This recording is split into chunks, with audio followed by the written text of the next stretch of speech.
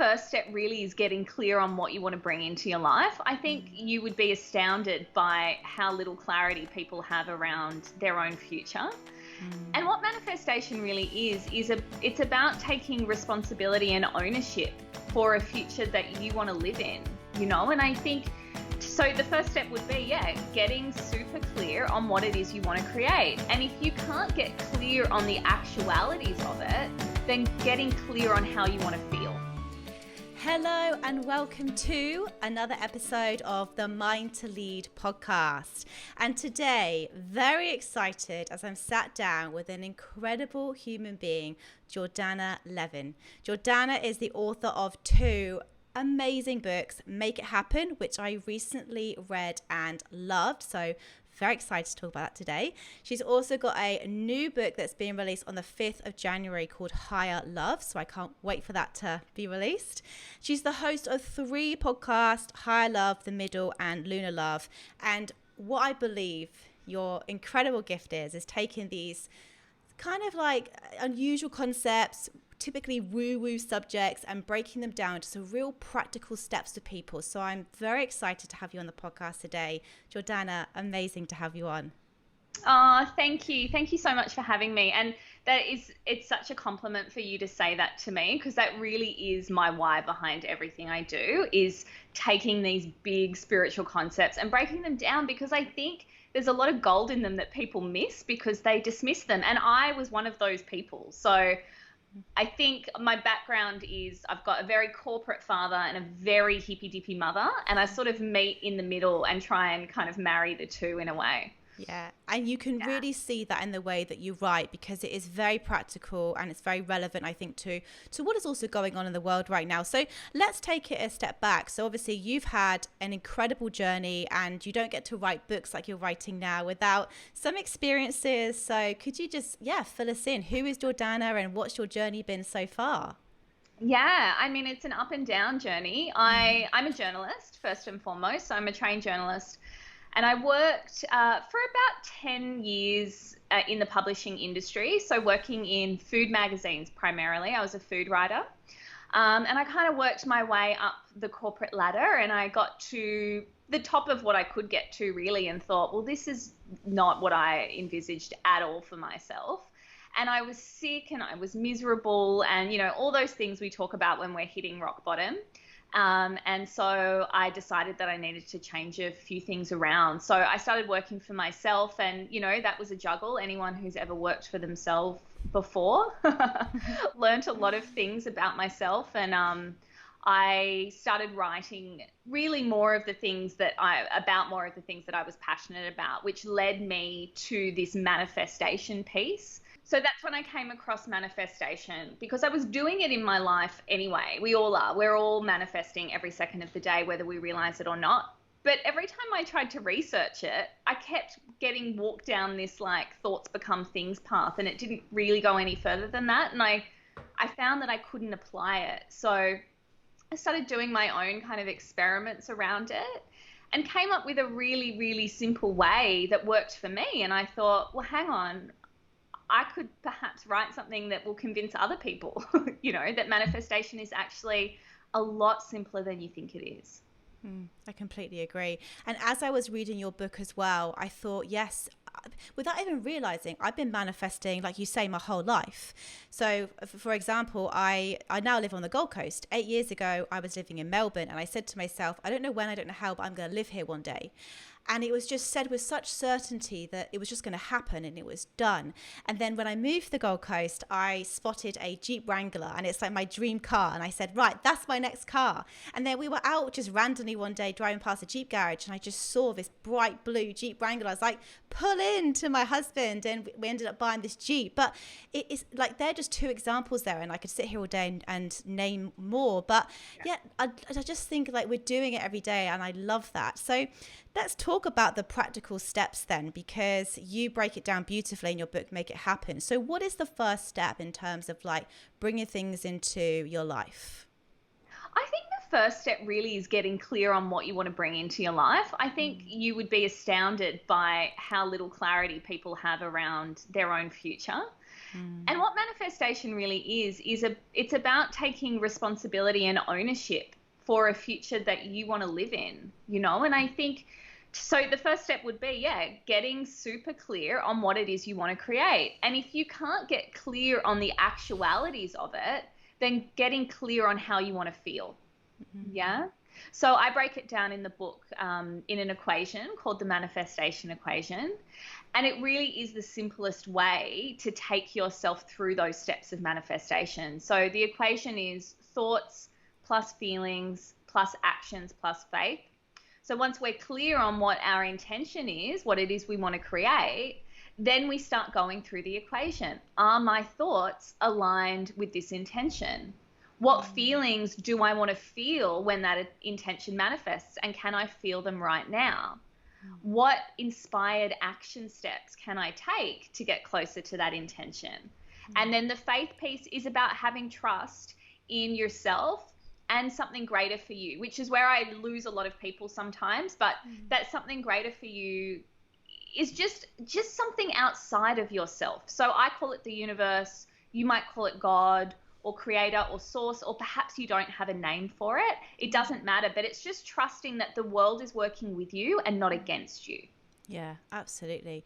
Yeah. Which is super hard, right? When you are in a rut. And I think that one thing that 2020 has done for a lot of people is they've woken a lot of people up, and people are starting to realize now that this job I'm in, this doesn't fulfill me. This relationship, I'm not happy. Yeah. And I sometimes think that when you are in those dark moments, it's very hard to sort of even start thinking about how can I possibly start thinking positively if I can't even get myself out of bed in the morning. And in your book, you've been through some dark times, and I think everyone has. So what were the steps that you took to, turn your life around? And, you said that you sort of climbed your way up the corporate ladder, you were unfulfilled. Where did this whole process start for you?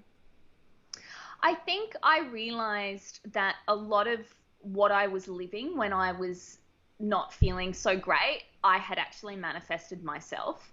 And I think once I had that realization, I thought, well, if I can manifest all this really negative stuff, then perhaps I could actually flip it around a little bit. And I thought about the processes that had gotten me where I was. And yeah, some of them were happenstance, like I had no control over it, but I had a choice on how I looked at it, how I dealt with it, what actions I took around it. So look, I think the self-awareness piece is a really big piece, and it's not an easy piece. People want to skip over the self-awareness work, and self-awareness is not self-help. I say to people, it's so funny that I wrote 2 self-help books because I hate self-help books. I hate them. I never finish them. I read them and then I don't do anything from them because they're not relatable. I don't feel like I can apply it. But in saying that, having awareness around why things are happening the way they are, whether it's at work or in relationships, is going to be the catalyst for you to sit back and say, okay, well, what changes can I make to get the outcome that I desire? And I just want everyone to pause and really hear that, because I say this all the time. It all starts with self. It all starts with understanding who you are, what you want, accepting yourself, loving yourself unconditionally. So if someone sat there right now and they're like, I don't know what I want, I have no idea who I am or what brings me joy, what kind of things do you sort of recommend to sort of start building this self-awareness piece? Because I completely agree with you 100%. I think it is the most important step for people to take. Yeah. I like to simplify it and make it super, super, super relatable. So I can understand when people say, I don't know what brings me joy. I don't know, because they're looking for this greater purpose or this life path or this passion that they have for something, but it can be a lot simpler than that. So I talk about it in terms of your personal vibration. We talk about this a lot in Higher Love in terms of finding a relationship or finding love. But coming back to your personal vibration and working out what strengthens it and what weakens it. And in order to know whether it's strong or weak, you've got to find that baseline of alignment. And that's your authentic self. It's your true self. So I say to people, in what moments, what is the environment and what is the situation where you feel most comfortable, most relaxed, most like yourself. You know, you've got great posture. You can converse easily. For a lot of people, it's when they're around their friends or when they're around their family or when they're at home alone with their cat. Like whatever it is, it doesn't have to be this crazy thing that you're doing to bring yourself joy. It's just like where are those sweet little pockets of joy that you have in your life? And when you start to notice the small ones, then you can go on this list of strengths and weaknesses and go, I'm going to put that on the strong pile. Or, you know what, that actually pulls me way out of alignment when I'm doing that particular thing. I'm going to put that on the weak pile. And then seeing if you can start to prioritize those things that are lighting you up, no matter how small they are. Yeah, I love that. And I think that was a big realization for me as well. Like what I realized brought me joy was simple things like walking on the beach with my dog. And this is the thing, like when I actually sat down, it's like, it doesn't really cost me anything, but it brings me so much joy. And I thought, okay, because it brings me joy, I'm going to start doing it more and more and more. And then I started to know, just to sort of connect with myself a bit more, like have more freedom to sort of let my thoughts drift. And then slowly, just from just, I guess, having that time alone with myself, I started to really think, what does Georgie want? What brings Georgie joy? And it is just a process. But we do live in a world where we want things instantly. You know, like we want the new job, we want the new partner, we want the new business. And it's like, it doesn't happen like that. And it does all start with self, and it's work. And I loved what you said about the whole manifestation piece. Action in everything that you do. You know, action when you're, you know, for example, if you are single, and I really want to go into your book, but if you're single and you're listening to this and you think, well, I really want to attract a partner, but you've got to go on the dating apps. You got to go on dates. You can't just sit there and think, I want a man or a woman, and then, you know, all of a sudden they just walk through the door. You've got to take the steps. So let's get into that, because we've touched on self-love there. We've touched on, you know, drawing in good things. So if you are listening, someone is listening to this right now, and perhaps one of their goals next year is to improve their relationships with themselves, with others. Yeah, how does that whole process start? I'd love to get into that. Well, I mean, I don't want to sound like a broken record, but it starts with self-awareness. Yes. It starts with that personal vibration piece. So it's working out when you feel in alignment and when you feel like your most authentic self, because that's the version of you that needs to hit the dating scene. For a few reasons. That's the thing that's going to make you magnetic. That's going to increase the strength of your vibrational frequency. But also you're going to start attracting the people that are in alignment with you. And the other thing is you want to have the strength and confidence to be out there meeting people and saying, you know what? I actually don't really like them. So I'm just going to continue until I find someone I like. I'm so used to hearing women sitting on dates and thinking, oh God, I hope he likes me, and not stopping and thinking, do I actually like him? And, you know, this is men do it as well, and, you know, same-sex relationships, whatever, but thinking about the other person. Do I actually like this person? Is this person in alignment with me? Or am I just hoping to God that I'm the person that they want to choose? And I really want to change that narrative. So yes, if you're starting out, if you're wanting to start to date again, there's been a lot of sort of impetus to be in a relationship after, you know, what we've dealt with in 2020. Start with yourself, work out what lights you up, what brings you joy. And I really encourage women especially to sit down and throw out that list of their ideal partner's traits that every woman in her 20s has written, and write a list of the things that you want to feel in love, and use that as a barometer of whether the person that you're with is the person that you want to spend, you know, time with and have a relationship with, whether they're allowing you to feel those things you want to feel when you're in love. Completely agree. I think like, and I'd love to get your thoughts on all of this, but I think the issue that we're in now, and this certainly wasn't this didn't happen in, I guess, before I met my husband, but we've got so many options out there, right? And then on top of that, we've got social media, films, all of these things that are just constantly just like throwing all this marketing material out. This is how love should be, and this is how relationship should be. And on top of that, we've learned from our parents, which, let's be honest, most of our upbringings weren't certainly looking at the best role models perhaps in relationships. So where do we learn even how to like begin to date, to love ourselves enough to not sort of, you know, go on these dates and think we're not enough? Like it's such a huge topic. And I think that there's all this marketing of, oh, your relationship is like this, and if it's not like this, then, you know, where do we begin in terms of like these building these relationships? Yeah, look, you made a really good point. So the first thing we need to do is we need to unlearn all of that stuff. And we need to recognize that a lot of the stories we tell ourselves about love are based on our parents' experiences, what we've seen in rom-coms, you know, in Hollywood films, or what we've read about in our favorite romantic novels. And we need to start to come back to that pure essence of love, which is how you feel inside of you around love and the love that you have for yourself. And it feels so like hippie woo-woo to say that. And it's really not. It's just about having this sovereignty within yourself and an alignment of authenticity to experience love from that space. Because when you're trying to compare love to a Kate Hudson and Matthew McConaughey movie, you don't see what happens after the film ends, and you don't see what happens before the film begins. You know, so it's an unrealistic view of love, and it's not like we're all sitting there like taking notes and living that out, but subconsciously it starts to plant itself in our minds. I know it did for me. I'm such a rom-com fan, and I realized that I was holding a lot of my partners up to a pedestal that was for a fictional character. That's so true, isn't it? Because at the end of the day, no one's perfect, right?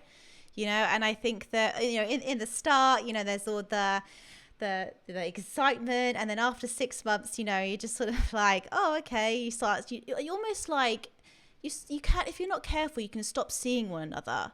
And I think that really then when the next phase comes in is keeping that relationship alive. And I've known my husband now for 10 years, and I actually did a post about a relationship the other day. And I think the reason why we've maintained a lot of love in our relationship is we respect each other 100%, but we also respect our own selves. We work on ourselves every single day. We show up with 100% responsibility. And I think that I'd love to get your thoughts on this as well, but there's a lot of people looking to go and meet somebody to fix something inside of them. Oh, I'll be happy when I meet this partner, or this person's going to fix this for me. And it's not. It all starts with self-love. It all comes down to the relationship you have with yourself. So if someone sat there right now and they're like, well, I don't love myself. I don't like the way I look. I don't like the way I feel. I'm not happy. Where can people begin just to start that whole process? Yeah, I talk about this concept of love yourself despite. I think that we feel like we can only love ourselves when we achieve a certain thing. So, you know, I'll love myself when I lose 5 kilos, or I'll love myself when I write that book, or I'll love myself when I get that job, or whatever it might be. And it's like, well, can you love yourself despite that? Or despite the things that you have that you don't particularly like about yourself? Can you love yourself anyway? Because God knows you'd love someone else who had those things going on in their life. So why is it any different for you? So for me, the way that I kind of deal with that is when I feel negative thoughts coming up, I say to myself, okay, well, like, you can have this negative thought, Jord. It doesn't make it any less valid or true to stop thinking it, but can you love yourself anyway? Like, can you love yourself even though you don't particularly like that thing about yourself? And I find over time that the love you saturate yourself in starts to dilute the stuff that you don't particularly love about yourself. I think the other piece with self-love is, you know, people think it's got to do with the practices that you do. So, you know, like meditation and making sure you body brush in the morning. Like, I mean, that might be an act of self-love for some, but if that doesn't make you feel love and if that doesn't bring you joy, please don't tie yourself to it. You know, I think we commit to certain practices that are meant to make us feel a certain way. And for you, it might be something completely different. So I think the self-acceptance piece is key. And then finding those little gifts that you can give to yourself that make you feel loved. Because if we are going into relationships looking for someone to fill all of our gaps, it's going to hit rocky ground pretty fast. So if you know what you're looking for in a partner because it's something that you lack, for example, I used to say, oh God, I really need to find a guy who's good with money because I'm terrible with finances. And I thought, well, hang on, that's a lot of dependency I'm going to have to come on, like that I'm going to have to put on him when it comes to managing money, right? So I've taken the time to go and figure out how to manage my own money and get really clear on that. So what I'm attracting then is someone who's in alignment with my financial values, you know, and yeah, is probably really good at managing money, but so am I. So it's sort of figuring out where you feel incomplete and what's going to make you feel less incomplete, but knowing that nobody's perfect and nobody is completely complete. You know what I mean? Yeah, I completely agree with that. And it's funny, I have a friend, and I won't mention her now, but she was going on day after day after day after day, and she was just constantly just like telling me all these horror stories all the time, like, oh, you know, it's just not working, I'll break up after break up. And I said to her one day, I just said, what are you going to do? And she goes, you know what, I just want to be on my own. You know, I'm going to look back on this time in 10 years' time when I'm married, probably with a couple of kids, and I'm going to go, I don't want to regret this time that I had with me. And the funny thing is, right, as soon as she said it, as soon as she like surrendered, as soon as she stopped trying, I kid you not, within 2 weeks, she met somebody and now they're engaged. True story. And I feel like we put all this pressure on ourselves, and it all comes back to like maybe the manifestation piece as well.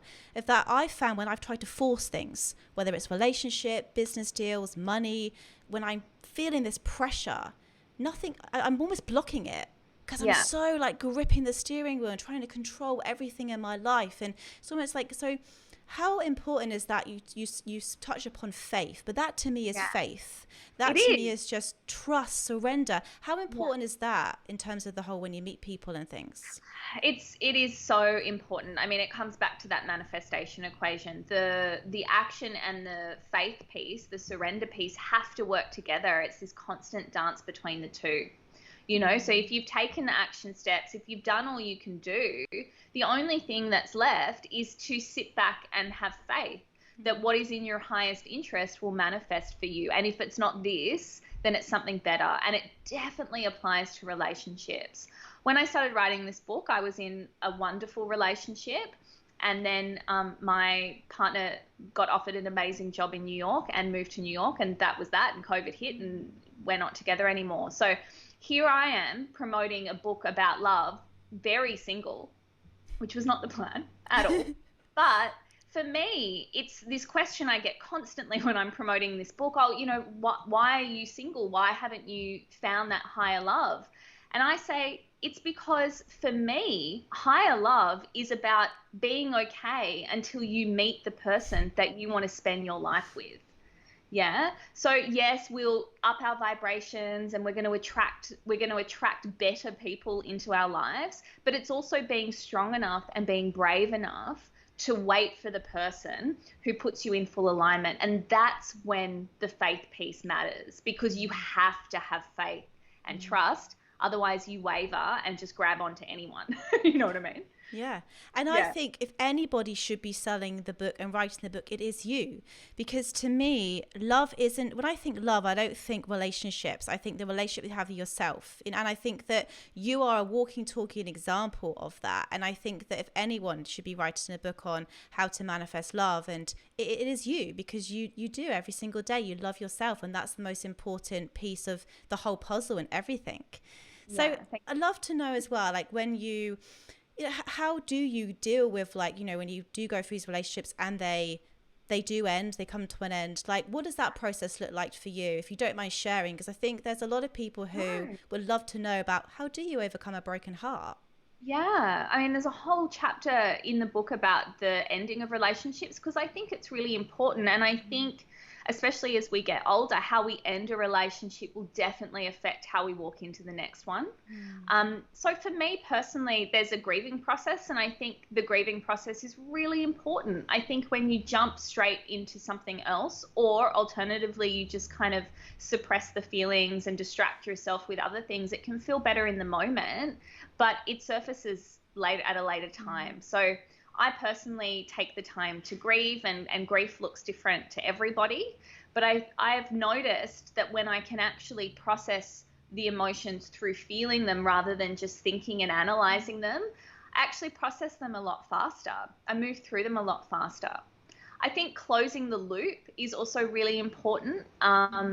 So sometimes closing the loop is making sure that that relationship ended with proper closure for both parties. But a lot of the times that's not the case. You know, a lot of the times a partner will leave without explanation, or perhaps there was, you know, an affair, or who knows what it is. But sometimes you just need to be able to find that closure within yourself, yeah, and close the loop on the relationship for you. Because when we leave doors open to past relationships, it's really hard to enter into new relationships with open arms, you know. So I take people through some exercises on closing the loop on that sort of stuff. And then lastly, there are lessons to learn from every interaction we have with every human. And I think relationships are our biggest lesson. So really sitting down and saying, how did this serve me? Like, what can I take from this? What can I learn? And that piece for me, I find so cathartic, because you can walk away with a lesson and know that it's unlikely that you'll experience it again if you learn from it. But if you don't, and you sweep it under the rug and you pretend it didn't happen, then that lesson's just going to come up again and again and again until you get the message. Yeah, I completely agree. And I think that's when people go, oh, he or she's got so much baggage.